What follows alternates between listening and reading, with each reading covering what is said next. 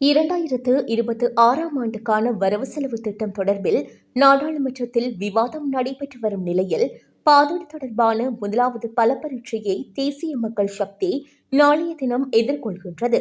இரண்டாம் வாசிப்பு மீதான வாக்கெடுப்பு நாளை மாலை இடம்பெறவுள்ளது. நிதியமைச்சர் என்ற வகையில் ஜனாதிபதி அனுரகுமார திசாநாயக்க கடந்த 7ஆம் திகதி வரவு செலவு திட்டத்தை முன்வைத்துள்ளார். இரண்டாம் வாசிப்பு மீதான விவாதம் 8ஆம் திகதி ஆரம்பமானது.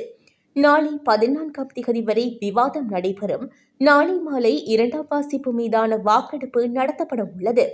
இதன்போது எவ்வாறு வாக்களிக்க வேண்டும் என்பது தொடர்பில் ஆராய்வதற்காக அரசியல் கட்சிகளின் கூட்டங்கள் இன்று நடைபெற உள்ளன. பிரதான எதிர்க்கட்சியான ஐக்கிய மக்கள் சக்தி, ஸ்ரீலங்கா பொதுஜன பெரமுன என்பன பாதீட்டுக்கு எதிராக வாக்களிக்கும் என தெரிய வருகின்றது. தமிழ் தேசிய கட்சிகள் தமது நிலைப்பாட்டை இன்று அறிவிக்க உள்ளன. பாதீட்டை நிறைவேற்றிக் கொள்வதற்குரிய பெரும்பான்மை பலம் தன்வசம் உள்ள போதிலும் எதிரணிகளும் வரவு செலவு திட்டத்தை ஆதரிக்க வேண்டும் என்று அரசாங்கம் எதிர்பார்க்கின்றது. அதேவேளை அமைச்சுக்களுக்கான நிதி ஒதுக்கீடு தொடர்பான குழுநிலை விவாதம் நாளை மறுதினம் 15ஆம் திகதி ஆரம்பமாகும். பாதீடு மீதான இறுதி வாக்கெடுப்பு எதிர்வரும் டிசம்பர் 5ஆம் திகதி நடைபெற உள்ளது.